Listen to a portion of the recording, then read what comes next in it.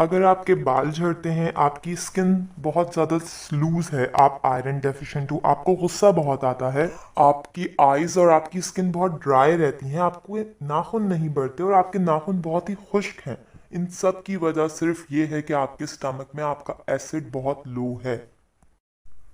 क्या है कि जब लोगों को एसिडिटी होती है, सबसे पहला काम वो ये करते हैं कि एंटा एसिड लेते हैं। लेकिन हमारी बॉडी के लिए एसिड तो बहुत इंपॉर्टेंट है, ताकि वो अपने न्यूट्रिएंट्स को हमारे मील के न्यूट्रिएंट्स को ब्रेक डाउन करके हमारी बॉडी के ब्लड में भेज सके, ताकि हमें हमारे ऑर्गन को ताकत मिले। लेकिन हम करते ये हैं कि एंटा एसिड खाते हैं, और एंटा एसिड हमारे एसिड को और लो कर देता है। We should not eat antacid. Okay, number one, why we should not eat antacid. हमारे बॉडी को तो एसिड की ज़रूरत। हम एसिड में पानी, जैसे कि हम आग में पानी डाल के आग को ठंडा करते हैं, हम लोग एसिड में पानी डाल के या एसिड को एंटा एसिड से डील करने के बाद उसको ठंडा कर देते हैं, जिसकी वजह से हमारा मील डाइजेस्ट नहीं होता और हमें इनडाइजेशन की प्रॉब्लम स्टार्ट हो जाती है। नीचे आता है हमारा मील, जब हमारा मील ऊपर से नीचे ऑसोफिगस से नीचे आता है, यह हमारे स्टमक में आया, अभी सही तरह ब्रेक डाउन नहीं हुआ।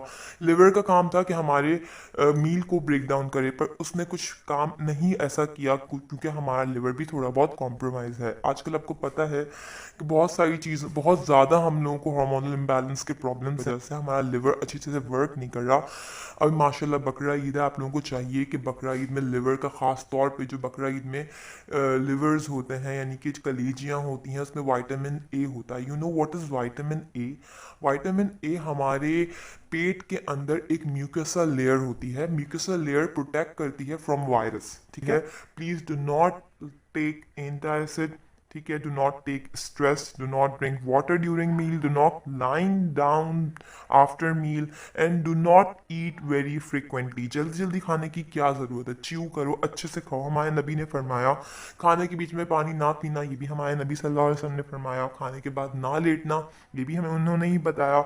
और खाने को चबा कर खाने का भी उन्होंने ही बताया। ठीक, ग्लूटेन की अगर बात करें तो हम लोग जो आटा आज खा रहे हैं, 1950 के दौर में एक साइंटिस्ट है, उन्होंने क्या किया था, मैक्सिको, पाकिस्तान एंड इंडिया, उस सब के वीट लिए थे, वीट के प्रोडक्ट्स लिए थे और उसको हाइब्रिड कर दिया था। हाइब्रिड करना इसलिए हाइब्रिड किया था क्योंकि हमारे वर्ल्ड की पॉपुलेशन बहुत बढ़ रही थी। पॉपुलेशन बढ़ने की वजह से उन्होंने उसको हाइब्रिड किया, ताकि ज़्यादा से ज़्यादा वीट प्रोड्यूस हो सकें। बट आपको पता है कि उस हाइब्रिड करने की वजह से जो वीट के अंदर ग्लूटेन था, उन 1950 से पहले जो है वीट का ग्लूटेन बहुत इजीली डाइजेस्ट हो जाता था। बट अब क्या हुआ है, ये कि ग्लूटेन जो है इतना ज़्यादा बड़ा हो गया कि अब हमारी बॉडी को नहीं पता कि उस ग्लूटेन को कैसे डाइजेस्ट किया जाए, जिसकी वजह से बोलते हैं अगर आपको एसिडिटी है, इनडाइजेशन है, लीकी गट है, तो please do not eat gluten. ठीक है, आपको इंडाइजेशन की प्रॉब्लम क्यों होती है, इन्हीं ग्लूटेन और ये तमाम चीज़ें खाने की वजह से।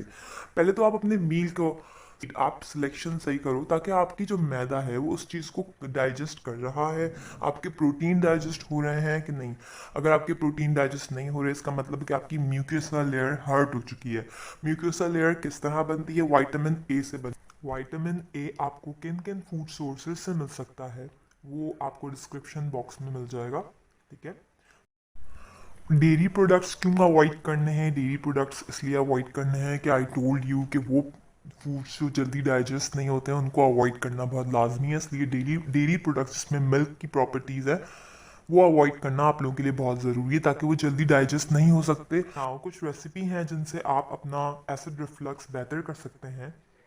दोस्तों, जिन फूड्स में अल्कलाइन प्रॉपर्टी होती है वो बहुत जल्दी डाइजेस्ट होते हैं, जिसमें प्रीबायोटिक्स एंड प्रोबायोटिक्स भी बहुत सारे हैं। Number one, coconut water, aloe vera pulp, melons, raspberries, हरा धनिया, तुकमलंगा, अजवाइन के पत्ते, स्ट्रॉबेरीज, कीवी, छाछ, सैलड विदाउट पुदीना and garlic plus tomato, because garlic and tomato अभी एसिड रिफ्लक्स में थोड़ा आपको इरिटेट करेगा। ठीक है, ब्राउन राइस, हनी, गाजर, खीरा, green beans, broccoli, sweet potatoes, banana, सौंफ, फैनल सीड्स, एप्पल, पेयर्स, नाशपाती। अच्छा, स्वीट पोटैटोज़ के बारे में बोल दूँ कि स्वीट पोटैटोज़ के अंदर इतना अल्कलाइन प्रॉपर्टी नहीं है, लेकिन मसला होता यह है कि स्वीट पोटैटोज़ बहुत देर तक आपके जिस्म में रहते हैं और बहुत सारे बैक्टीरियाज को अपने साथ लेके डाइजेस्ट होते हैं। तो इस वजह से स्वीट पोटैटो एक आपका पेट भी बहुत देर तक भरा रहेगा, तो आपको ऐसा नहीं लगेगा कि मेरा पेट खाली खाली, क्योंकि अल्कलाइन प्रॉपर्टी वाले बहुत जल्दी डाइजेस्ट हो जाते हैं। ठीक है। What is leaky gut? Leaky gut किस तरह होता है? लीकी गट से एलर्जीज होती हैं। कौन कौन सी एलर्जीज होती हैं?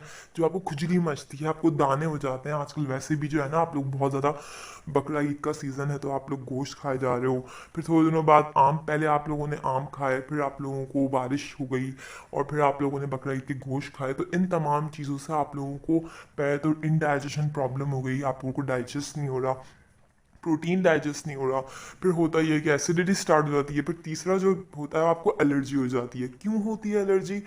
क्योंकि जब खाना आपके ऊपर स्टमक में सही तरह डाइजेस्ट नहीं हुआ, वो नीचे आ गया। ठीक है। नीचे आ गया, नीचे आने के बाद वो जब आंतों में आया, इंटेस्टाइन्स में, इंटेस्टाइन्स को उसने फाड़ दिया।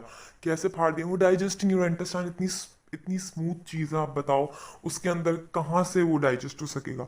इंटेस्टाइन फट जाती हैं। इंटेस्टाइन की जब फटने लगती हैं तो आपका जो खाना है, जो छोटे छोटे टुकड़े बड़ी मुश्किल से कर पाया आपका जो स्टमक है, वो छोटे छोटे टुकड़े आपके ब्लड में चले जाते हैं, और आपको प्रोबायोटिक्स और प्रीबायोटिक्स के जो वहाँ पे गुड बैक्टीरिया होते हैं, वो सारे आपके ख़त्म हो चुके होते हैं, जो उनसे लड़ रहे होते हैं। आपका विटामिन ए की म्यूकोसा लेयर ख़त्म हो चुकी, क्योंकि वो उनसे लड़ रही थी। अब आपको यही चाहिए कि आप जो है अपने खाने का ख्याल रखो। आप एप्पल साइडर विनेगर लो, बिटेन HCl प्लस पेप्सन लो। ये तमाम चीज़ें आपको डॉक्टर के रिकमेंडेशन से ही यूज़ करनी है। विदाउट डॉक्टर के रिकमेंड के आप इन चीज़ों को यूज़ नहीं कर सकते। तो प्लीज़ अपने स्टमक का एसिड लो करने की जगह अपने स्टमक का एसिड बढ़ाओ और अपनी डाइजेशन को इम्प्रूव करो। डाइजेशन से ही बहुत सारी बीमारियां होती हैं। आपके अंदर जो न्यूट्रिएंट्स अगर नहीं निकलते, जब आपका ब्रेकडाउन, मील का ब्रेकडाउन नहीं होगा, न्यूट्रिएंट्स उसमें से अलग नहीं होंगे, तो कैसे आपके नाखूनों के अंदर न्यूट्रिएंट्स आएंगे? कैसे आपके बालों के अंदर न्यूट्रिएंट्स आएंगे? बताइए। तो कमेंट सेक्शन में इस वीडियो के बारे में ज़रूर बताइएगा कि आपको ये वीडियो कैसी लगी, और मेरे चैनल को सब्सक्राइब करना और बेल आइकन दबाना मत भूलिएगा। अल्लाह हाफ़िज़।